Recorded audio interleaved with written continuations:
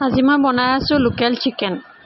পিঁয়াজ কাটি ল'লোঁ, আলু অমিতা দিছোঁ, আদা নহৰু পেষ্ট আৰু বাকী গোটা গৰম মছলাখিনি। এতিয়া কেৰাহীটো গৰম হোৱাত মই অকণমান তেল দিলোঁ, তেল অকণ বেছিকৈ দিছোঁ বাৰু। অকণমান চেনি দিছোঁ, দি পেলাই গোটা গৰম মছলা, তেজপাত, লং, ইলাচি, শুকান জলকীয়া এইখিনি অকণমান ভাজি লৈ পেলাই এতিয়া তাত মই পিঁয়াজখিনি দি দিম। এইখিনি ভজা হোৱাত পিঁয়াজখিনি দি দিলোঁ। পিঁয়াজখিনি মই ৰঙা হোৱালৈকে ভাজি পেলাই তাত আদা নহৰু পেষ্টখিনি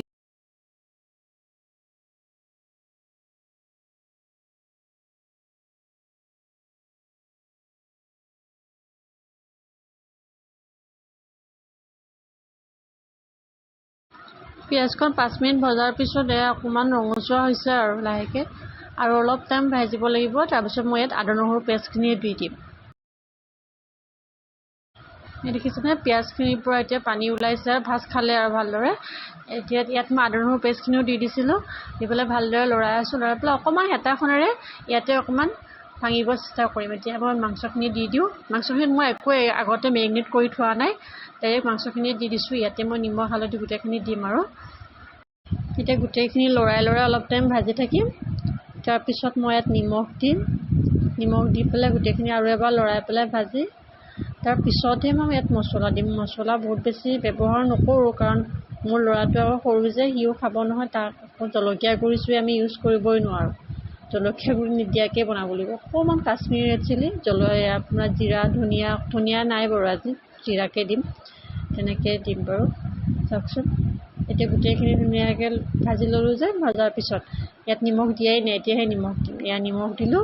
নিমখ দি পেলাই আৰু অলপ টাইম লৰাই থাকিম। লৰাই পেলাই তাৰপিছতহে হালধি আৰু এইখিনি বাকীখিনি দিম আৰু অকণমান টাইম লৰাই লওঁ, গোটেই নিমখখিনি যাতে গোটেই মাংসখিনিতে লাগি যায় আৰু তেনেকুৱা হিচাপত। এতিয়া হালধি দিলোঁ।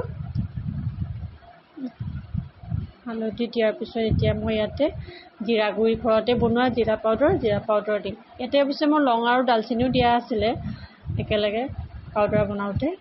এইখিনি দিম আৰু অকণমান কাশ্মীৰী ৰেড চিলি, অকণমান কালাৰ হ'বৰ কাৰণে। বেলেগ এনে নৰ্মেল ৰেড চিলিটো দিবই নোৱাৰোঁ, জ্বলা থকাটো। এইটো যিহেতুকে নিদিওঁৱে, আমি জ্বলা ব্যৱহাৰে নকৰোঁ। আপোনালোকে ভাবিছে কেনেকৈ জ্বলা নোহোৱাকৈ খায়, কিন্তু আমি জ্বলা নোহোৱাকৈ এনেকৈয়ে টেষ্ট কৰা হৈ গ'ল আৰু এতিয়া, কাৰণ বেলেগকৈ বনোৱাত কৰি আৰু একেবাৰতে বনাই দিওঁ আৰু তেনেকৈ অলপ টাইম লৰাই পেলাই ইয়াতে মই অমিতা আৰু আলু কাটি থৈছিলোঁ নহয়, সেইখিনিও দি দিম ইয়াতে। অমিতা দিলে বৰ সোৱাদ হয় লোকেল চিকেনত। তাৰপিছত এতিয়া অমিতা আৰু আলু দি পেলাই লৰাই পেলাই অলপ ঢাকনিখন মাৰি পেলাই থৈ দিম আৰু তেলটো যাতে ওলায় আৰু এনেকুৱা হিচাপত। এতিয়া অমিতা আৰু আলু দি দিলোঁ। এতিয়া গোটেইখিনি লৰাই পেলাই গোটেইখিনি যাতে গোটেই মছলাখিনি লাগে আৰু অমিতা আৰু আলুটো লগাৰ পিছত মই ঢাকনি দি থৈ দিম। ঢাকনি দি পেলাই 10 মিনিটমানৰ কাৰণে ঢাকনিখন লগাই থৈ দিম আৰু তাৰপিছতহে যেতিয়া অলপ পিছত চাবচোন, তেল পূৰা ধুনীয়াকৈ তেল চাৰিওফালে ওলাই আহিব। সৰু চিকেন সৰুৱে আছিলে মুৰ্গীটো বাৰু, ইমান বেছি ডাঙৰ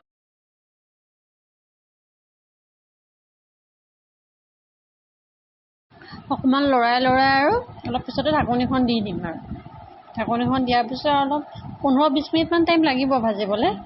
তাৰপিছত পানী দি দিলে হয়। ঢাকনিখন লগাই দিলোঁ। এতিয়া অলপ টাইম ৰখি পেলাই আৰু চাওকচোন কি ধুনীয়াকৈ তেলবিলাক ওলাইছে চাইডৰ পৰা। মই ভবা নাছিলোঁ ইমান সৰু মুৰ্গীটোৰ পৰা যে ইমান তেল ওলাব। একচুৱেলি স্কিনখনো থাকিলে যে, সেইকাৰণে হয়তো ইমান তেল ওলাইছে। আজি ঘৰতে মাৰিছিলোঁ, কিনি আনি পেলাই ঘৰতে গুচাইছোঁ, সেইকাৰণে মানে স্কিনখনো থাকিলে। তেনেকৈ অলপ ভজা হ'লে প্ৰায় আৰু ভাজ খাইছে। এতিয়া বিলাহী দি পেলাই আৰু 5 মিনিট সময় ভাজি ল'ম। ভজাৰ পিছত আৰু পানী দি দিম।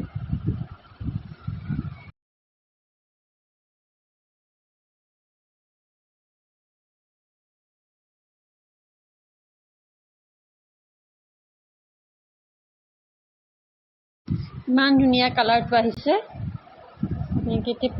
বিলাহীখিনি ভালদৰে ভাজ খোৱা নাই বাৰু, কোমলা হোৱা নাই আৰু অলপ টাইম লাগিব। আলু আৰু অমিতাখিনি প্ৰায় সিজিছে। আজিকালি আলুখিনি সিজিবৰ কাৰণে বহুত টাইম লাগে, সেইকাৰণে মই আগতীয়াকৈ দি দিছোঁ মাংসৰ লগতে। এতিয়া এইখিনি আৰু অলপ টাইম ভজাৰ পিছত বিলাহীখিনি অকণ কোমলি গ'লে আৰু তাৰপিছত পানী দিব পাৰিম।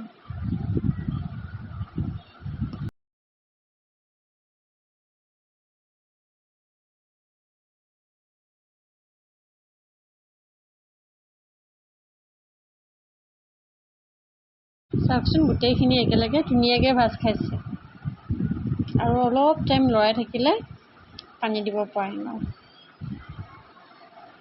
আজি মই প্ৰথম ভিডিঅ' বনাইছোঁ। খানা বনাই মই বহুতেই ভাল পাওঁ, বিভিন্ন ধৰণৰ খানা ঘৰত বনায়ে থাকোঁ, ভিডিঅ' চাই বাৰু, কিন্তু মানে কেতিয়াও নিজে বনোৱা নাছিলোঁ। বৰ ইচ্ছা আছিলে যে নিজাকৈ এটা ভিডিঅ' বনাম। ভাল লাগিলে লাইক এটা কৰি যাব আপোনালোকে।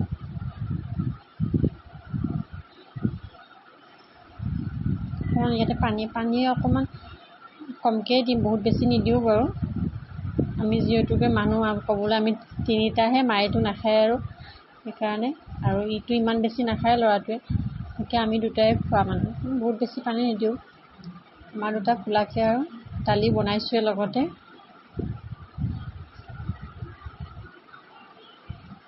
ধুনীয়াকৈ এতিয়া অকণমান টাইম ঢাকনখন দি থৈ দিলে ধুনীয়া ওপৰত ধুনীয়া কালাৰ এটা আহি যাব। তেজপাতটো গুচাই দিওঁ আৰু এতিয়া তেজপাতটো নালাগে আৰু।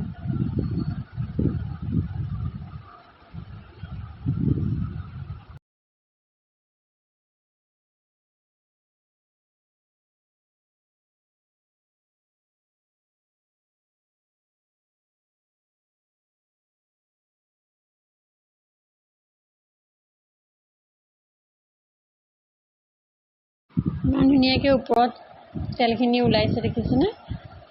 বহুত ধুনীয়াকৈ তেলখিনি ওপৰত উঠিছে আৰু অলপ টাইম ঢাকনিখন দি থ'লে এতিয়া সেয়া হৈছে আৰু প্ৰায়, আৰু অলপ টাইম উতলি পেলাই বন্ধ কৰাই দিম আৰু লোহাৰ কেৰাহীত বনালে মানে বহুত টাইমলৈকে গৰম হৈ থাকে। গেছটো বন্ধ কৰি দিয়াৰ পিছত ওপৰত আপোনাৰ ভক ভককৈ উতলিয়ে থাকে। এয়া এনেকৈ হ'লে আৰু প্ৰায় মই এতিয়া নমাই পেলাই এই উতলি আছে দেখিছেনে? মই কেতিয়াবাই বন্ধ কৰিলোঁ। এয়া বাতিত উলিয়াই লৈছোঁ। বৰ ধুনীয়া ৰং আহিছে দেই। কেনেকুৱা লাগিছে জনাব আপোনালোকে, বনাই চাবচোন ঘৰত।